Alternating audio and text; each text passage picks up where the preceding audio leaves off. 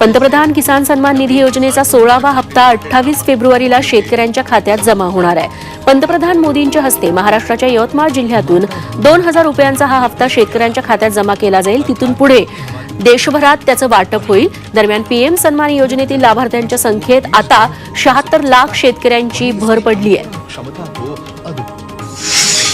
पुणे मुंबई प्रवास करणाऱ्यांसाठी महत्त्वाची बातमी। पुण्याहून मुंबईकडे येताना खोपोली एक्झिटपासून पुढे मुंबईकडे जाणारा मार्ग दुरुस्तीच्या कामासाठी बंद ठेवण्यात आलाय।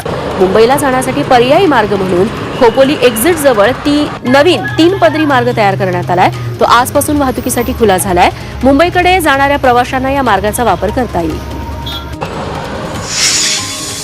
मुंबईतल्या अंधेरीतला गोखले पूल आहे त्याची एक मार्गिका आजपासून खुली झाली आहे। त्यामुळे पूर्व पश्चिम उपनगरातील प्रवाशांना मोठा दिलासा मिळाला आहे। त्यांची आता वाहतूक कोंडीतून सुटका झाली है।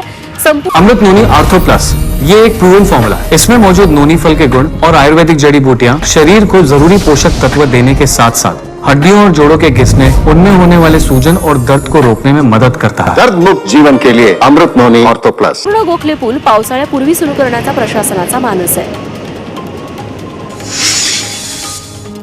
10वी 12वीच्या परीक्षांमध्ये भाषा विषयातील उत्तरपत्रिकेत आकृत्या आता पेनानेही काढता येतील। 1 मार्च पासून 10वीच्या परीक्षा सुरू होत आहेत। त्याआधी बोर्डानं महत्त्वपूर्ण निर्णय घेतलाय। विद्यार्थ्यांनी आकृत्या पेन किंवा पेन्सिल यापैकी कशानेही काढल्या तरी त्यांना गुण देता यावेत, अशा सूचना बोर्डाच्या परीक्षा मंडळाकडून नियामकांना देण्यात येणार आहेत। मात्र हा निर्णय केवळ भाषा विषयाच्या प्रश्नांसंदर्भात आहे। विज्ञान, गणित, भूगोल या अशा विषयांसाठी विद्यार्थ्यांना पेन्सिलनंच आकृत्या काढाव्या लागणार आहेत। राज्यातील बहुचर्चित शिक्षक भरतीची गुणवत्ता यादी शिक्षण विभागानं पोर्टलवर प्रकाशित केली आहे। त्यामुळे हजारो शिक्षकांना न्याय मिळालाय। लाखो विद्यार्थ्यांना आता शिक्षक मिळणार आहेत। पवित्र पोर्टल मार्फत शिक्षक भरती घेण्यात आली होती।